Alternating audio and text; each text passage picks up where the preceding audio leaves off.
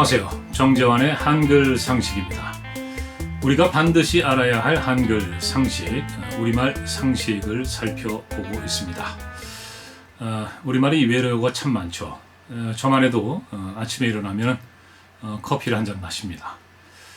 그리고 샤워도 해야 되고 또 이렇게 이제 컴퓨터를 켜고 앉아서 뭔가 이제 일을 시작하게 되는 거죠. 이렇게 참 외래어를 많이 쓰는데 문제는 지나치게 많이 쓴다. 그리고 정말 알 수 없는 그런 외국어까지도 섞어 쓴다. 뭐 이런 거죠. 자, 그래서 오늘은 이 외래어가 무엇인지 좀 살펴보겠습니다. 네, 한국일보고요. 우리말 덮어보기에 이 외래어 표기법과 외국어 전사법이란 글이 올라왔습니다. 2020년 9월 18일자 글인데요.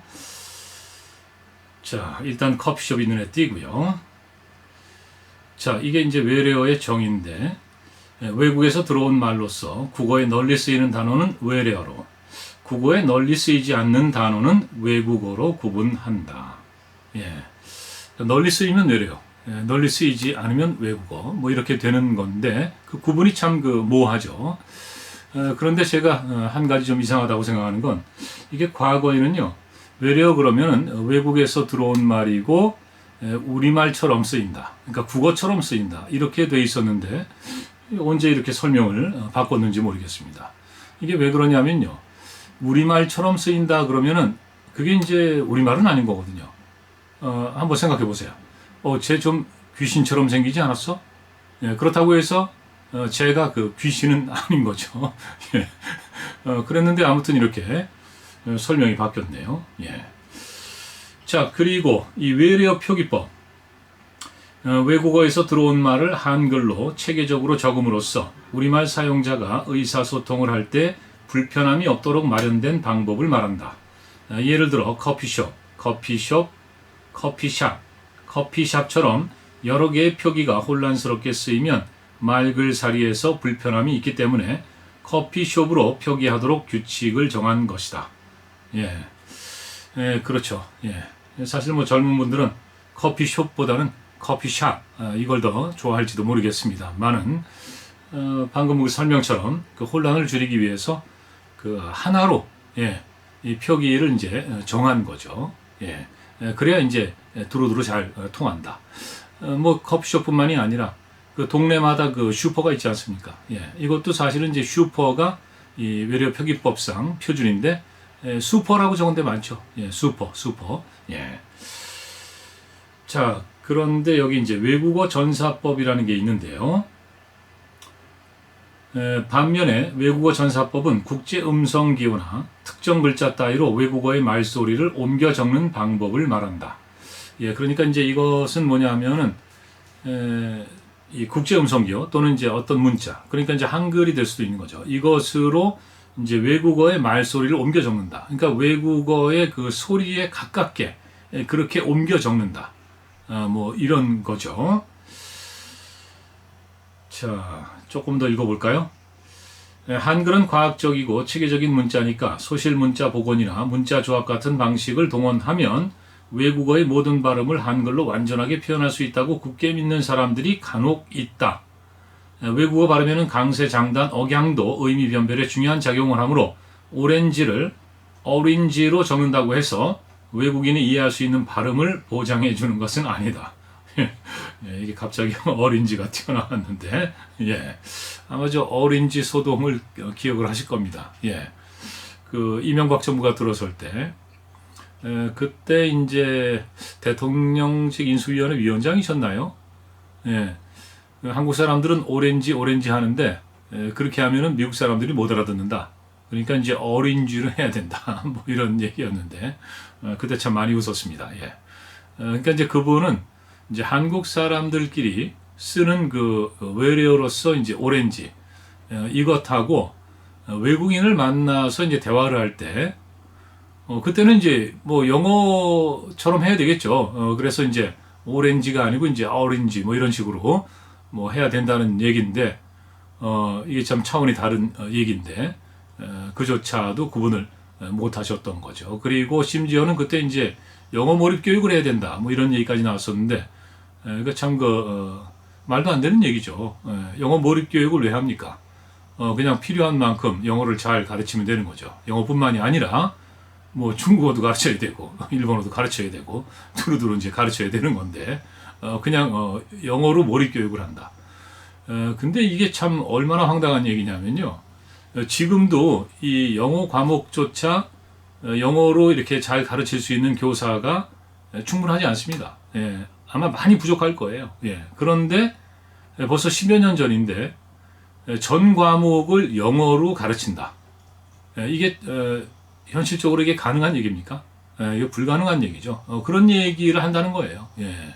그래서 그때 저희가 참 열심히 싸워가지고, 그러니까 이제 뭐 한글문화연대라든가 뭐 한글학회라든가 아무튼 열심히 싸워가지고 그때 뭐 기자회견도 하고 뭐 토론회도 하고 뭐 아무튼 뭐 그랬습니다. 예. 그래서 아무튼 이제 이 영어 몰입 교육 그때 이제 정부에서 취소를 했는데 포기란 거죠, 포기. 예. 그런데 이제 여기 이 외국어 전사법 이건 뭐냐면 그러니까 이제 한글 좋아하시는 분들이 한글은 정말 최고의 문자야. 모든 소리를 다 적을 수 있어.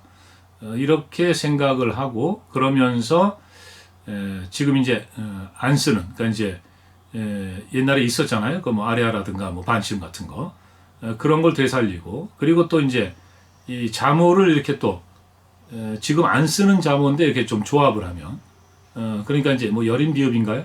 비읍 아래 이응이 있는 뭐 이런 식의 어떤 글자 조합을 통해서 어떤 외국어든지 완벽하게 적을 수 있다. 이렇게 이제 생각하는 사람들이 있다는 거죠. 그런데 완벽하게는 불가능하고 사실 이제 한글이 우수하니까 되도록 가깝게는 적을 수 있겠죠. 그런데 문제는 지금 보니까 걱정하시는 거는 이런 거예요. 이 글쓰기가 걱정한 건 뭐냐면 그런 식으로 한글 자모를 쓰는 것을 우리 외래어 표기법에도 적용을 하면은 좀 더 그 외래어를 잘 적을 수 있다. 그런데 이렇게 되면은 지금 우리 그 우리말 체계 여기에 아주 그 큰 혼란이 생길 수 있다는 거죠. 이제 그거를 걱정을 하는 겁니다. 예. 자, 그래서 여기 보면 한글이 과학적 문자지만 외국어의 모든 발음을 온전하게 표현하기는 어렵다. 우리말에 없는 모든 외국어의 발음을 표현하기 위하여 새 표기 방식을 도입한다면 온 국민이 익혀야 할 표기가 엄청나게 늘어나므로 바로 이거죠. 교육, 인쇄, 출판 등의 분야에서 비용이 과다하게 발생하는 등 언어 생활에 혼란을 초래할 수 있다. 예.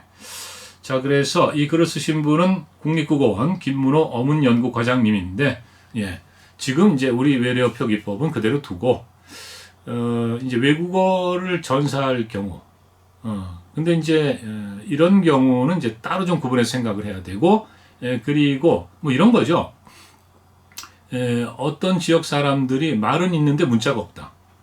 그래서 자기네 말을 잘 표기를 해야 되는데 찾아보니까 한글이 이 표현 문자로서 가장 그 기능이 좋더라.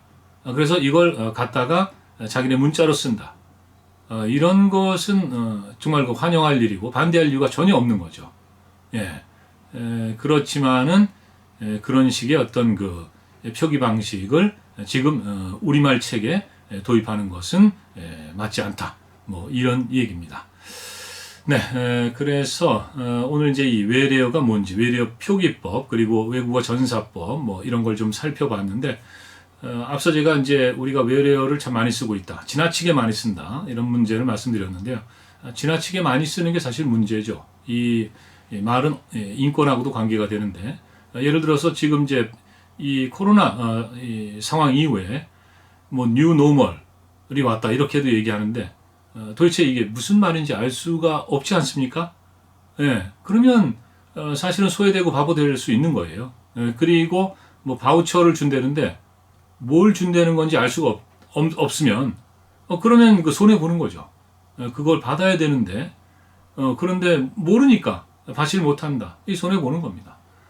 뭐 잘 아시겠지만 이 코로나 상황 이후에 무슨 뭐 팬데믹이다, 무슨 쿼런틴이다, 그리고 드라이브스루는 사실 이제 뭐 승차 진료 이런 식으로 하기로 했죠. 팬데믹도 세계적 대유행, 감염병 대유행 뭐 이런 식으로 하기로 했던 거고. 근데 요즘 황당한 게요, 워킹 스루라는 게 또 이 뉴스 화면에 나오더라고요.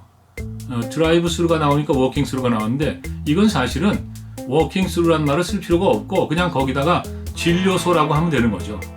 예, 원래 그렇게 돼 있는 거예요. 원래 기본적인 진료소는 그냥 진료소, 검사소 이렇게 돼 있는 거고 그리고 이제 승차 진료라는 게 나왔기 때문에 이 드라이브 스루를 쓴 건데 예, 드라이브를 쓰다 보니까 또 워킹 스루를 쓰고 싶었나 보죠.